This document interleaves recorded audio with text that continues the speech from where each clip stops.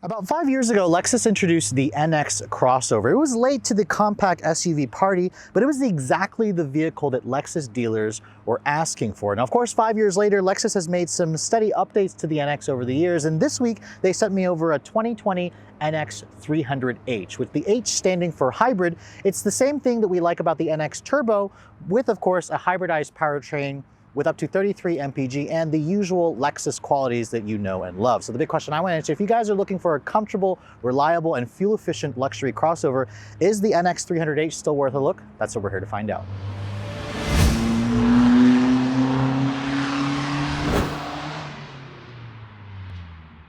So perhaps sometimes I can be a little bit too harsh and critical of Toyota and Lexus, and that's only because I have such high expectations for this company, because I really have always had a soft spot for Toyota and Lexus products. My first car ever was a 96 Toyota Camry. That was the car that I started driving in high school when I was 16 years old. So they have a really, great reputation for reliability, build quality, and that's kind of the same sense that I get out of every Toyota and Lexus product nowadays. Now, the reason why I can get so critical of them is because sometimes Toyota and Lexus they can rest a little bit too much on their laurels. And you really see that in some of the cars that you drive. Now, last week I had the Toyota CHR. This week I have the Lexus NX 300. Now, this is the hybrid version. So this is based off of the previous generation Toyota RAV4. And it has all the typical Lexus qualities of this thing. It's smooth, it's comfortable, it's luxurious looking, but not overly stand outish like some of the European brands or the American brands. And really, there's just a buttery smoothness that you get with a Lexus that you typically don't find in any other brand. So that's still very much present. Although the design of this thing, I'm not entirely sure if it's aged particularly well over the last 5 years. Now, the design of the baby Lexus SUV continues to stand out just like the rest of the Lexus lineup, especially when you look at the front end with this gaping spindle grille, which looks like it's going to eat people. Now, I will say that the hybrid model doesn't offer the F-Sport package, so it kind of gets a more milder interpretation of the Lexus spindle grille, as opposed to like the intricate L's with the mesh finish. You just kind of have a slightly softer look with the kind of gray trim, the chrome trim around it. In fact, the rest of the front bumper down over here kind of looks like it's missing from certain angles. I kind of prefer the more sculpted look that you get with the F-Sport package. Now, of course, in this nebula gray exterior color, the NX definitely looks aggressive, but it also looks a little bit soft, like it's playing it a little bit safe, so it's not going to stand out as much as something like the flashier BMW and Mercedes vehicles. Now, looking at the headlights, my tester has the optional premium triple beam full LED headlights. They're a $1,500 extra, which is a little pricey, but you do get LED turn signals, you have LED fog lights over here, a nicely integrated parking sensor. So overall, let me know in the comments below what you think of the design of the NX. I think it's aged okay. It still is a little bit on the blander side for me, but it's a very safe choice, which is what people tend to choose Lexus for. Now, being the smaller crossover in the Lexus lineup, this is actually now a little bit larger, of course, than the new baby, the Lexus UX, at an overall length of 182 inches long. This is about the same size as something like a Toyota RAV4 or Honda CR-V, and a little bit shorter versus cars like a BMW X3 and an X1. It's a tweener kind of vehicle, which is why the NX is a little bit of a confusing car, because it's not quite as roomy as some of the competitors. Now, looking at the wheels on the hybrid model, again, these are a little bit safer. They're an 18-inch design. They're wrapped in 225/60 series tires, so a little bit fatter rubber. An 18-inch wheel is actually the largest wheel that you can get, so I'm imagining Lexus will upgrade those when they decide to redesign this car, which a new NX, by the way, is coming for the 2022 model year. Now, being an SUV, Lexus says you get around 6.9 inches of ground clearance, so you're not going to be taking this thing off-roading anytime soon. The rest of the profile, I actually like the way it looks. I think the NX is still an attractive looking SUV. Above me here, there's just a standard sunroof. Lexus doesn't offer a pano roof, but I do like the nice flush-mounted roof rails at the top over there, which give this thing a cleaner look. Now, around back, Lexus gave this thing a refresh last year where they updated the taillights. These are, again, a full LED taillight design. The rear bumper is slightly different as the exhaust tips are hidden on the hybrid model, which is kind of a good thing. The rear bumper is also slightly different, although I don't like the fake chrome trim at the lower part, which tries to make it look like an exhaust. I just think they're trying too hard there. Opening up the trunk area, you can see a power liftgate is included. This is the fully loaded NX 300 with the premium package, so it includes that. And in terms of the space back here, Lexus says you get around 17 cubic feet of space with the seats up.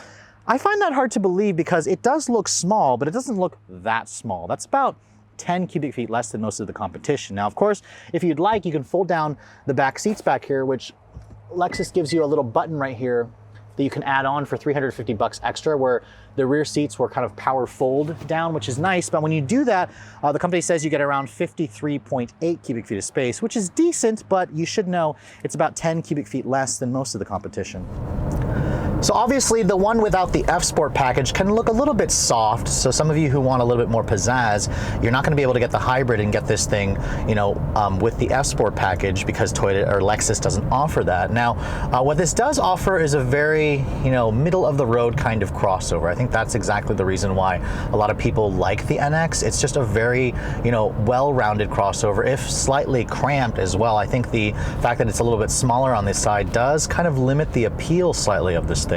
So you kind of have to keep that in mind. Some competitors aren't such a tweener in size. Now, thankfully, the interior of the NX has always been a nice place to spend time, and Lexus only made it nicer for the 2020 model year.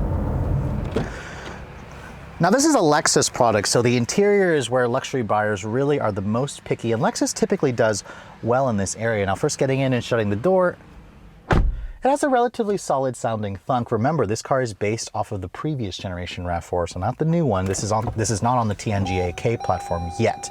Now, starting the vehicle up, you can see this is the hybrid model, so there's no traditional starter noise. Instead, the car just whirs to life. It says ready in the instrument panel over here, which tries to look like a tachometer, which will actually change to that depending on your drive modes. Now, this interior, I have to say, I like the beige New Lux interior in this thing. It's a really nice combination with the two-tone, with the wood, with the dark silver painted plastic trim. Some of it may actually be aluminum as well. This definitely gives me the feeling that I'm in a Lexus product. This is a lot nicer versus even the new RAV4 that I sit in. Even though that this is based off the old platform, the interior definitely feels like it's a step above. The dash here has some genuine leather stitching over here. It's even soft and squishy. The upper part of the dash here is soft touch, but it has the faux stitching. You've got some wood grain trim over here, more of that faux stitching over the instrument panel hood. This plastic over here, however, is a hard touch plastic material, which is kind of disappointing because this is a really nice material over here on the passenger side. The door panels have the same kind of squishy material, but it is that faux stitching. The armrest over here on the door is very softly padded, though. That is real genuine leather. The window switches also feel really high quality. And they operate with a nice tactile feel. The window actually even slows down as it shuts to kind of give you that luxury feel. And then on the steering wheel here, you can see it's got a powered tilt and telescoping wheel, which is actually a pretty rare option to find on this particular segment of vehicle. I even like the Lexus steering wheel. Even though this is an old steering wheel design, I like the thick rim. I like how the leather feels really nice and smooth. I like the Lexus emblem here. I just don't like the old Toyota cruise control stock switch here, which Lexus has a newer system that they've got, and of course in the Lexus ES, which I've tested just recently. Now, the seats are also a really nice high point. The seats are very cushy, they're supportive, they're comfortable, they're heated and cooled.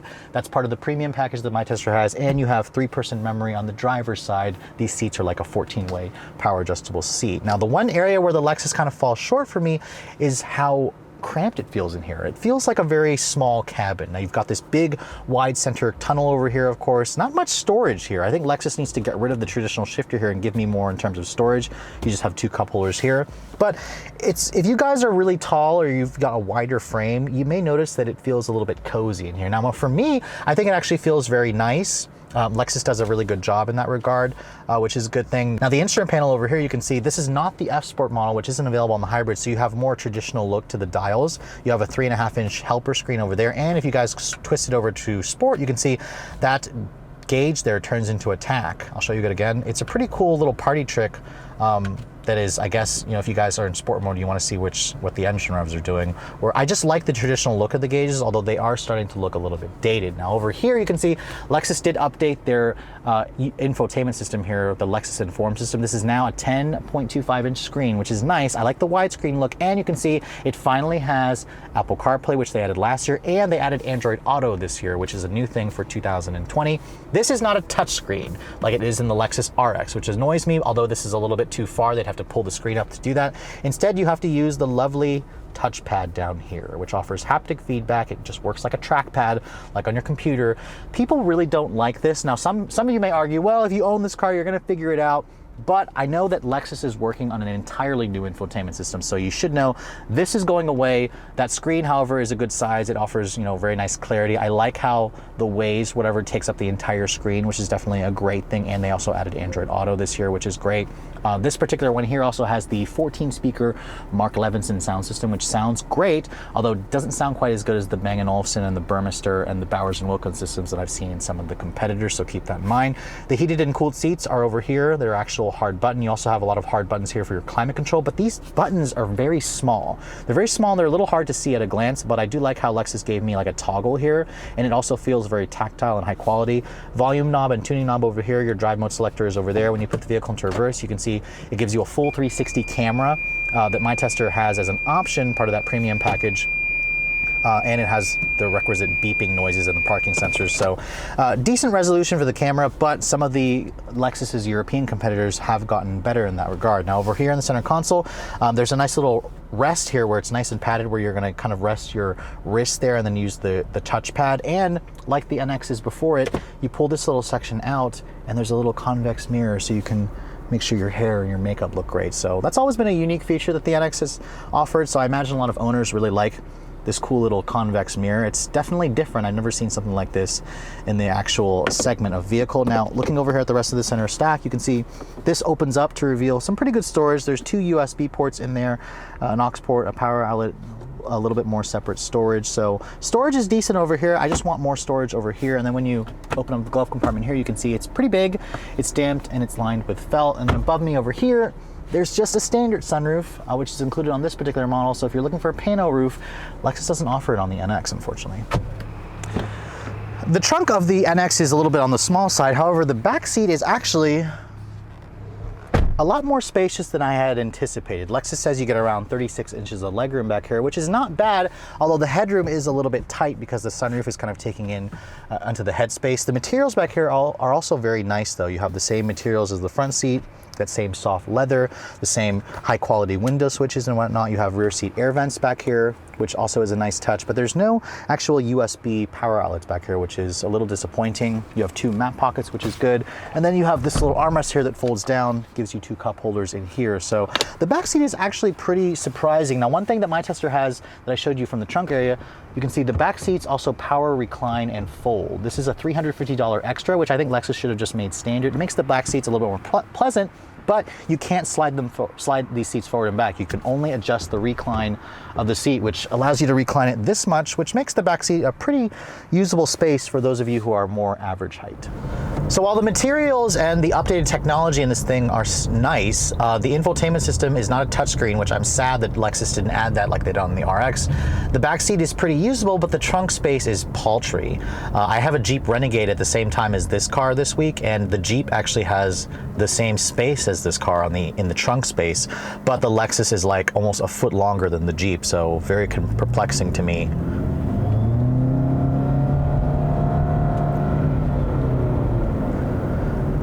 Now, hybrids have never been known for being fast vehicles, and the NX300H is no exception. However, this might be the powertrain to get if you guys typically do a lot of stop-and-go traffic in your morning or afternoon commute. In typical Lexus fashion, the hood is actually held up by struts, so I'm really happy to see them not skimping there, even though this is on the lower end of the totem pole. Now, of course, you guys have seen me review the NX200T, which was changed to 300 last year, which has a 2-liter turbocharged 4-cylinder. That's the engine that most people probably end up buying. However, this is the NX300, which is the hybridized electric powertrain. So you have a naturally aspirated 2.5-liter 4-cylinder that runs on the Atkinson cycle. It makes 152 horsepower on its own, around 151 pound-feet of torque. Those numbers are not great. Now, of course, it's augmented by 3 electric motors. The electric motors make around 141 horsepower on its own. When you combine the output of both powertrains, which doesn't add up to an equal 1-to-1, 1+1 addition, you get 194 horsepower. And as you guys know, Toyota and Lexus do not quote the torque figures. Now, of course, the horsepower is decent. 194 is not bad, but when you look at the turbo engine, which offers 235, you're going to notice that the hybrid does come at a penalty for acceleration, but you do get much improved fuel economy. This is rated at 33 in the city, 30 on the highway, versus 22-27 on the gas model, and as I said earlier, all-wheel drive is standard. Now, this is also a good reason to buy this over the Lexus UX 250h because that model has a 2-liter 4-cylinder hybridized system. And while it still offers all-wheel drive, it has considerably less horsepower versus the 300. So of course, this is a more expensive and more powerful vehicle. Now it all goes out through a continuously variable transmission. Keep in mind the 2-liter turbo has a 6-speed automatic. So if you prefer that, I suggest you go for the gas powertrain. And because of the hybridized system, the NX is even heavier in 300h form. This weighs a little over 4,200 pounds. The gas NX is about 200 pounds lighter, which is still a little bit on the heavy side when you look at the rest of the competition.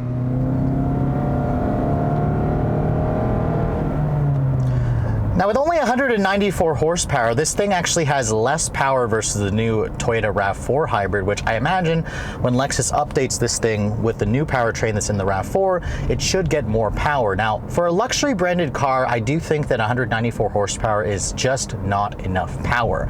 Every time I put my foot down, even in sport mode, there is a noticeable delay in the CVT for it to adjust ratios. Once it finally does, you have to wait for the revs to go above, 4,000 RPM.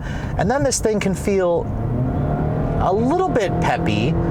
But then you have the drone of the engine, which the drone isn't as bad as I think it could be. It's still a relatively smooth engine, which is good because the 2.5 liter engine in like a Camry or RAV is kind of raspy and buzzy. But in this car, it's actually smooth. It's like Lexus added way more sound deadening materials in this car. And it even offers paddles here on the wheel. Although the paddles don't really do anything if you guys are actually trying to go through the gears. It's just there kind of as a gimmick and whatnot. But I'd estimate a 0 to 60 time in around 8.2 seconds. It's slower than the gas turbo model, which is a real bummer because, the hybrid model, Toyota has been selling them lately as performance versions, or not really performance versions, but just options to get that have more power than the gas counterpart. This Lexus goes the opposite. The same thing with the RX. The RX has, technically more power, but it also feels slower because of the extra weight from the batteries and whatnot. Now, if you guys are thinking this is also a sportier driving crossover, sorry, that's not the case. Even in sport mode, the NX handles with relative competence, but the overall feel that I'm getting is just softness. It's a very soft riding car. It's got very smooth, light steering, which is good. This is what Lexus buyers demand, so I'm not entirely surprised that it's this way. It's a really nice driving car. So I think that Toyota obviously, or Lexus, went the right way when they were designing this car and calibrating the handling and whatnot. And as you get it up to highway speeds, the NX just cruises really well. It's very quiet in here. The ride is comfortable. There's very little road noise, very little wind noise, a little bit of engine noise when you start pushing it. And the seats are so amazingly comfortable that I'm just kind of reminded that this is a nicer car versus a RAV. Most definitely feels like a nicer car than a RAV. Like the fact that it has a bigger screen. They've been making steady improvements to it. The Lexus Safety System 2.0 now has lane trace assist. It's got, bicyclist and pedestrian detection now. So they've improved the technology in this car. I'm just not entirely sure that the NX stands out the way it should. I mean, this car 5 years ago really stood out as a really nice car. It's still a nice car today, especially if you want something that's reliable. It's just for the money, there's so many other choices out there that you really have to be brand loyal to Lexus. And I think that's why, some of you, come in under fire for me and say that I'm too harsh and critical of Toyota and Lexus. And I'm only this way because I want the company to continue to make improvements to their cars. Lately, they've been resting a little too much or too comfortably on their laurels, and they aren't making enough changes fast enough, and they're not making enough aggressive changes, improvements to their cars to keep them competitive. I mean, sure, there's a few models that are an exception to this. The new RAV is very good. I think it's very good. I'm looking forward to driving the RAV4 Prime, of course, the Venza. But in terms of Lexus doesn't really have a product for me that completely stands out from the competition. And that's a shame because Lexus is Toyota's luxury division. They really need to step up their game, especially with, the Europeans and even some of the American brands really killing it nowadays with what they're offering for the money and whatnot. Because Lexus isn't exactly cheap anymore. This has always been considered the actual tier 1 luxury brand from Japan that goes head to head with the best from Europe. But really, I'm looking forward to the next generation NX because they're promising it'll have a 15-inch display, an all-new infotainment system, all new powertrains. This hybrid powertrain is perfectly fine for commuting, and I actually averaged around 31 mpg in this car over my week's worth of testing, which is not bad, but the RAV4 hybrid with the newer powertrain gets closer to 40 mpg, so kind of keep that in mind. This is better than the gas-only NX, but I just don't know if I would go for the hybrid. Unless I do a lot of city driving, I probably would just go for the gas version, but then you've got plenty of other luxury options out there that are just far more tempting when you start looking at the bigger picture versus the current NX. Now, 5 years ago when I tested the Lexus NX crossover, I was actually relatively impressed with the overall package that Lexus offers with their smaller CUV. It offers a lot of upgrades over something like a RAV4 or just a mainstream crossover. As you guys saw, the interior got some nice new additions over the years. I really like the new screen with the Android Auto now and Apple CarPlay, the Mark Levinson stereo, the really soft, cushy leather, just the overall feel. It coddles you in the luxuries that you expect from the Lexus brand, but really where the NX starts to fall short for me is when you look at the overall powertrain of this thing. The hybrid system, as you guys saw, offers decent grunt, but I expect more. I demand more when I'm spending more money like this. And of course, you guys can go for the turbo engine, which still isn't quite as fast or as fuel efficient as most of the other offerings. The handling of the NX is also competent, but it's not very sporty. So if you're looking for a sportier drive, I suggest you look at something like the Acura RDX, which, speaking of the Acura RDX, I think that's where the Lexus NX starts to fall short, because Acura really nailed it. They really knocked it out of the park with the next generation RDX.